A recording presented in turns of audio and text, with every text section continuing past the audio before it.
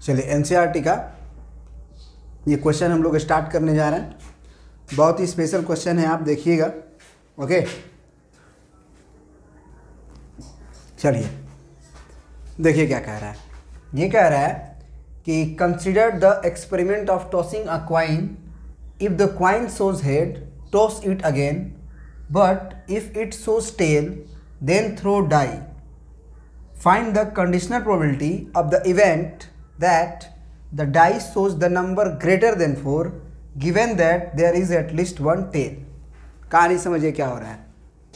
शुरू से इन्होंने कहा कि consider the experiment of tossing a coin. एक क्वाइन को टॉस किया गया, इसको आप विचार कीजिए। अगर क्वाइन शोज हेड, क्या हुआ? एक क्वाइन था आपके पास, इस क्वाइन को आप उछालें तो क्वाइन को उछालेंगे तो हेड भी आ सकता है और क्वाइन को उछालेंगे तो टेल भी आ सकता है। कह रहा है कि अगर ये टेल की तरफ गिरा, if the coin shows head, head की तरफ गिरा, टॉस इट अगेन, फिर से उस क्वाइन को टॉस करिए। लेकिन इफ इट शोज टेल, अगर क्वाइन को उछाले अगर वो टेल की तरफ गिरा तो थ्रो अ डाई। तो जरा सोचो कि यहाँ पे क्या हुआ है ना, क्या हुआ। पहली बार हमने क्वाइन को उछाला तो हेड भी आ सकता है, टेल भी आ सकता है, इसके अलावा कुछ भी नहीं आ सकता है। तो सैंपल स्पेस क्या होता है? टोटल जो एक्सपेरिमेंट हो रहे हैं उसके अंतर्गत आने वाले सारे पॉसिबल इवेंट्स, न कोई ज़्यादा न कोई कम, जितने आ सकते हैं वो सारा। तो एक क्वाइन को टॉस किए तो हेड भी आ सकता है, टेल भी आ सकता है। तो हेड भी आ गया, टेल भी आ गया। हेड आया तो उस क्वाइन को फिर से टेल किया गया, उसी क्वाइन को, तो उसको भी अगर हम थ्रो करेंगे या फिर टॉस करेंगे तो फिर से हेड आ सकता है और फिर से टेल आ सकता है। लेकिन अगर टेल आया था तो आपको डाई को थ्रो करना था, और डाई को थ्रो करने के बाद जरा सोचो क्या होगा। डाई को थ्रो करने के बाद केवल एक आएगा क्या? केवल दो आएगा क्या? नहीं। टोटल पॉसिबल आउटकम्स जो हो सकते हैं वो हो सकते हैं 1 आ सकता है ना, 2 आ सकता है, 3 आ सकता है, 4 आ सकता है, 5 आ सकता है एंड 6 आ सकता है ना। ये चीज़ें आपको समझना है। तो ये जब टोटल अगर हम सैंपल स्पेस की बात करें कि टोटल सैंपल स्पेस कितना होगा, तो हमारा सैंपल स्पेस जो होगा वो हो जाएगा टोटल सैंपल स्पेस की। पहली बार क्वाइन उछाला तो हेड आया, तो हेड आया तो फिर से वो टॉस किया है ना। टोटल एक्सपेरिमेंट कंप्लीट करने के बाद एक पॉसिबल इवेंट होता है, यानी कि क्वाइन को उछालो और फिर हेड आया या टेल आया तो फिर वर्क करना है। तो पहली बार उछाले हेड आया तो फिर उछालोगे तो हेड आ सकता है, या पहली बार उछाले तो हेड आया फिर अगली बार क्वाइन को ही उछाले तो टेल आ सकता है। लेकिन ये भी हो सकता था कि पहली बार में टेल आए और टेल आएगा तो आप डाइस को फेंकोगे, तो डाइस को फेंकोगे तो ये 6 आउटकम्स आ सकते हैं, T1 T2 T3। 3 भी आ सकता है डाइस पे और 4 भी आ सकता है और 5 भी आ सकता है और 6 भी आ सकता है। ये टोटल पॉसिबल आउटकम्स हैं। यहाँ पे एक चीज़ ध्यान देने वाली बात है, क्या है आप सुनोगे। एक नोटिस करने वाला बात ये होता है कि जब आप सैंपल स्पेस बनाते हो तो वो इक्वली लाइकली होने चाहिए, है ना। तब जो है वो हर एक चीज़ की, मतलब अगर टोटल सैंपल स्पेस बन के तैयार हो गया तो वो इक्वली लाइकली होनी चाहिए, तब प्रोबेबिलिटीज़ आप निकालोगे तो आसानी से निकलेगा। जबकि यहाँ पे जितने सैंपल स्पेस तैयार हुए हैं वो इक्वली लाइकली नहीं है। इस बात के होने की प्रोबेबिलिटी और इस बात के होने की प्रोबेबिलिटी और इस बात के होने की प्रोबेबिलिटी, इस बात के होने की प्रोबेबिलिटी सेम नहीं है। मतलब ज़रा सोचो कि एक क्वाइन को उछाले हो और हेड आया तो फिर क्वाइन को ही उछालोगे, लेकिन अगर टेल आ गया तो टेल आएगा तो तब डाइस को फेंकोगे, है ना। तो अगर प्रोबेबिलिटी तुम्हारी इक्वली लाइकली नहीं होंगे सारे इवेंट्स, तो जो सैंपल स्पेस आएगा वो तो ठीक है आ जाएगा, लेकिन प्रोबेबिलिटीज़ आप जो पहले तरीका से निकालते थे उस तरीका से अब नहीं निकाल पाओगे, उस तरीका से अब नहीं निकाल पाओगे। तो सबसे पहले ये सारी कहानी हो सकती थी। अब क्या समझोगे क्वेश्चन में ट्विस्ट क्या है, ट्विस्ट को समझना जरूरी है। इसमें बोल रहा था कि find the conditional probability of the event that the die shows the number greater than 4।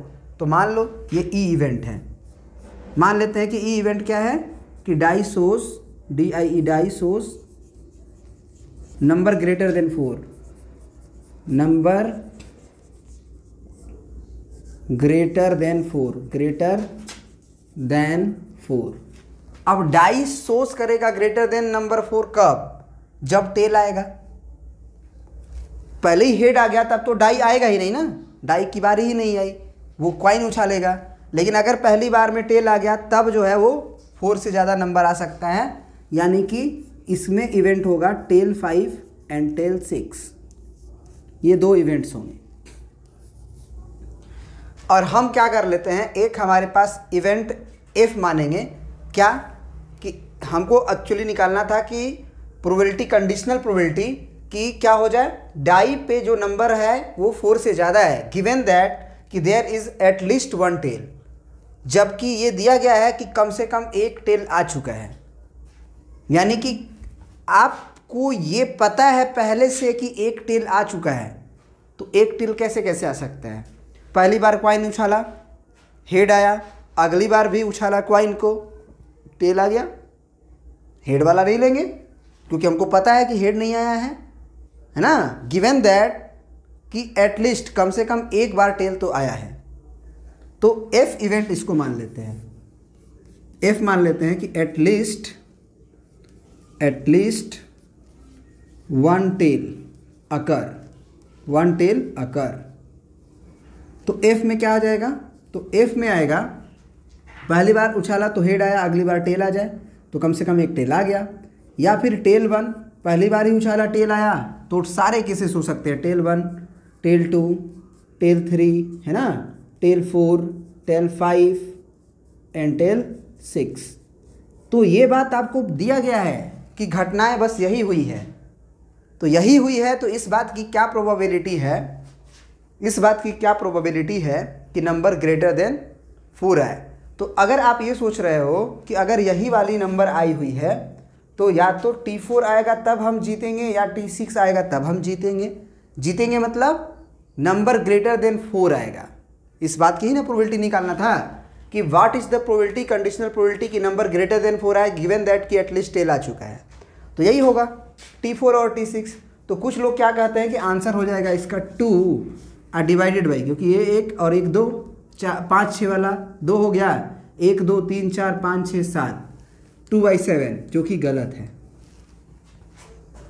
वो बना सही रहे हैं लेकिन उनके पास थोड़ा सा सोचने चाहिए कि जितने भी ये इवेंट्स हैं, जितने भी इसके अंतर्गत, किसके अंतर्गत, F के अंतर्गत जो हो चुका है, क्या वो सारे इवेंट्स इक्वली लाइकली हैं? क्या नहीं, इक्वली लाइकली नहीं है। ये इक्वली लाइकली हैं, ये इक्वली लाइकली हैं, ये इक्वली लाइकली हैं, ये इक्वली लाइकली हैं। What is the meaning of equally likely?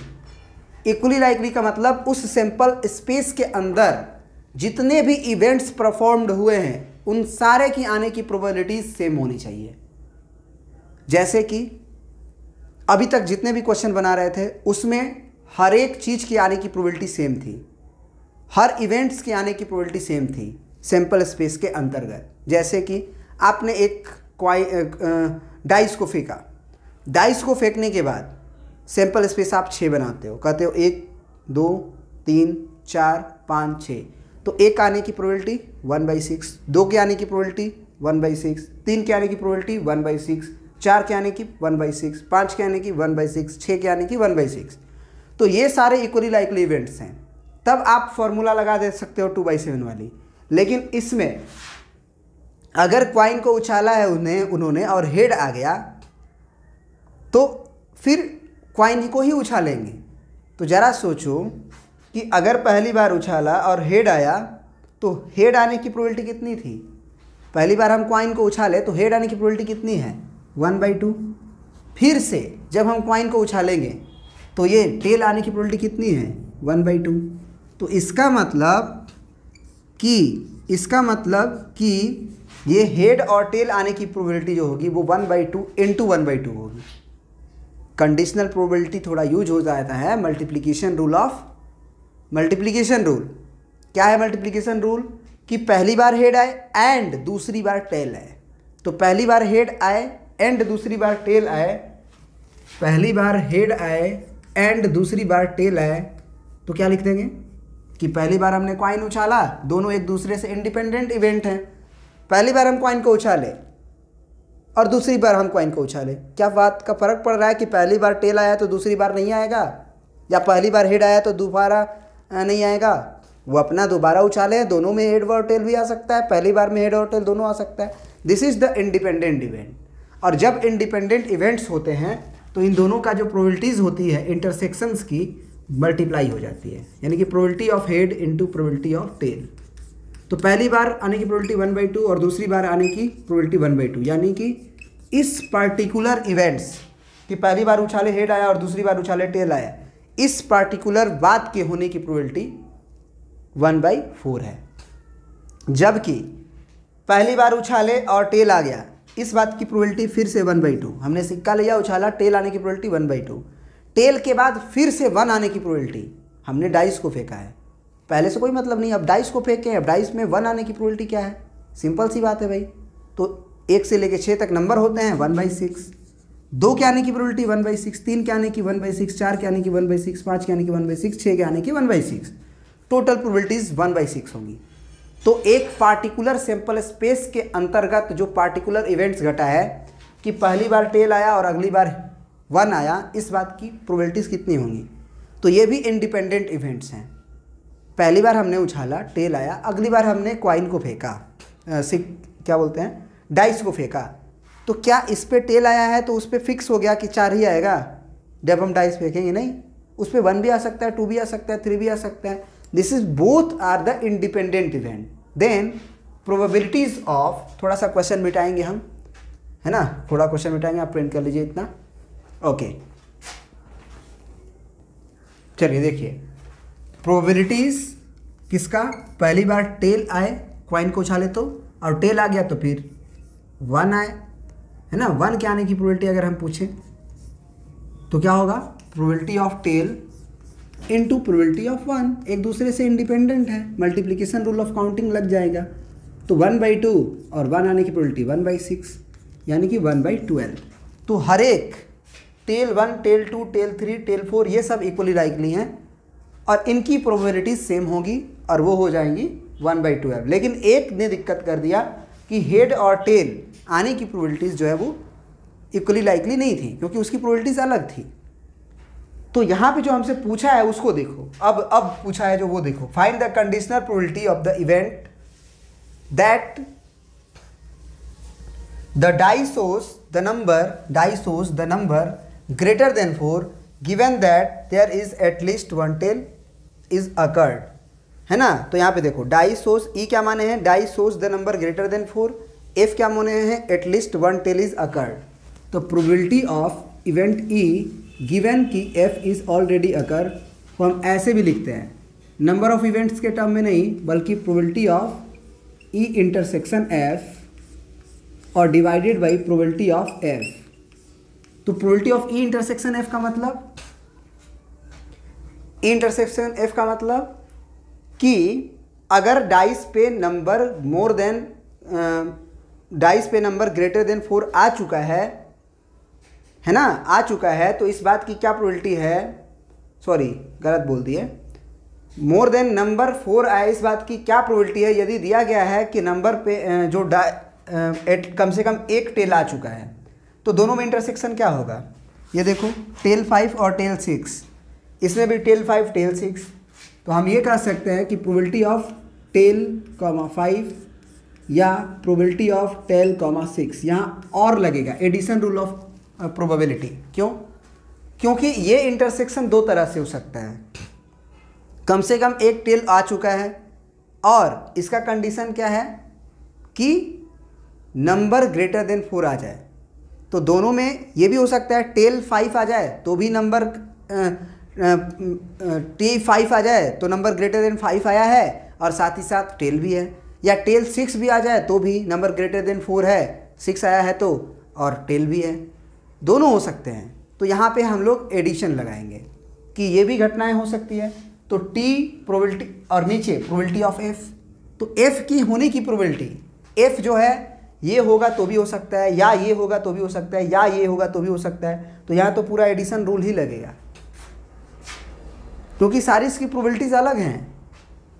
तो इसके होने की ये हो जाएगा तो भी एफ हो जाएगा, ये हो जाएगा तो भी एफ हो जाएगा, कम से कम एक ही टेल ना चाहिए, तो कम से कम एक टेल आ जाएगा, ये होगा तो भी, ये होगा तो भी, इनमें से कोई भी होगा तो ये सब जो है एडिशन रूल ऑफ काउंटिंग के अंतर्गत आएगा, और वो हम प्रॉपरली अब लिखने जा रहे हैं। ओके, थोड़ा सा मिटा के चलिए, तो हम प्रॉपरली सारे चीज़ लिख दिए हैं कि probability of E when F is occurred is equal to this, और नंबर मोर देन 4 आए, यदि कम से कम एक टेल आ चुका है तो ये हो सकता है या ये हो सकता है, और नीचे जो है एफ के होने की प्रोबेबिलिटी, मतलब कि कम से कम एक टेल आ चुका है उस बात की प्रोबेबिलिटी, तो ये होगा तो भी एक टेल आ जाएगा, या ये होगा तो भी एक टेल आ जाएगा, या ये होगा तो भी, इसी तरह से कॉमा दे दे के हम टेल कॉमा 6 तक लिखे हैं कि कम से कम एक टेल आ सकता है ना। तो इस बात की प्रोबेबिलिटी क्या होगी, टेल आने की प्रोबेबिलिटी और 5 आने की प्रोबेबिलिटी। तो ये पहली बार फेंके हो सिक्का, तो टेल आने की प्रोबेबिलिटी हम लिखे भी है T5, क्या है, यही है ना, टेल और 1 का जो आने की प्रोबेबिलिटी है, तो 1/2 इंटू 1/6, क्योंकि टेल आने की प्रोबेबिलिटी 1/2, फिर 6 आने की या 5 आने की प्रोबेबिलिटी 1/6, फिर प्लस 1/2 1/6, है ना, इसीलिए इसे ट्री डायग्राम बोलते हैं। हेड आने की प्रोबेबिलिटी 1/2, फिर अगली बार उछालें ही सिक्के तो टेल आने की प्रोबेबिलिटी 1/2, प्लस पहली बार उछालें सिक्के को, टेल आने की प्रोबेबिलिटी 1/2, एक आने की प्रोबेबिलिटी 1/6, इसी तरह से ये टेल आने की प्रोबेबिलिटी 1/2, 2 आने की प्रोबेबिलिटी 1/6, तो ये कितने टाइम्स चलेंगे, 1/2 इंटू 1/6 कितने टाइम्स, ये वाली कहानी T1 से लेके T6 तक, तो ये कहानी 6 टाइम्स चलेगा, है ना, तो 6 टाइम चलेगा और सेम नंबर आएगा 1/12 1/12 1/12। तो आप जल्दी से कैलकुलेशन कर सकते हो, यहाँ से देखो ये हो जाएगा 1/12 ऊपर और प्लस 1/12 ऊपर, नीचे हो जाएगा 1/4 और प्लस ये देखना ये कितना होगा, ये हो जाएगा आपका 1/12 और इंटू 6 आप सिंपल कर दो, क्योंकि ये 1/12 1/12 1/12 6 टाइम्स होगा, तो ये 6 से काट दो, 6 दूना के 12, यानी कि फाइनल आंसर जो है आपका ये देखो सिंपल जुड़ जाएगा, तो 2/12 है ना, और इनटू में ऊपर नीचे आएगा एलसीएम, तो 4 और 2 का एलसीएम आता है 4, ऊपर चला जाएगा वो। अब देखो यहाँ पे 4 से कटेगा तो ये 1 आएगा, और प्लस 2 से डिवाइड करोगे तो 2 दूना 4 आएगा, तो ये 2, तो ये आपका आ गया 4 तिया 12, यानी कि ये आएगा 2 और डिवाइडेड बाई ये आएगा 3 और ये 3 तिया 9, तो आंसर जो है आपका फाइनल 2/9 आया है। तो इसमें बस यही बात आप सीखे हो कि अगर सारे प्रोबेबिलिटीज़ जो सैम्पल स्पेस में लिखे गए हैं अगर वो इक्वली लाइकली नहीं है तो आप डायरेक्ट कॉमन वाली चीज़ को पकड़ के डिवाइडेड बाई टोटल नहीं कर सकते हो, क्योंकि वो तब किया जाता है जब हर एक चीज़ के होने की प्रोबेबिलिटी सेम हो। जबकि एफ हो चुका है, कम से कम एक टेल आ चुका है, तो ये सारे इवेंट्स इक्वली लाइकली नहीं थे, क्योंकि इस बात के होने की प्रोबेबिलिटी और इस बात के होने की प्रोबेबिलिटी अलग थी। हेड टेल आने की प्रोबेबिलिटी और टेल 1 आने की प्रोबेबिलिटी अलग थी।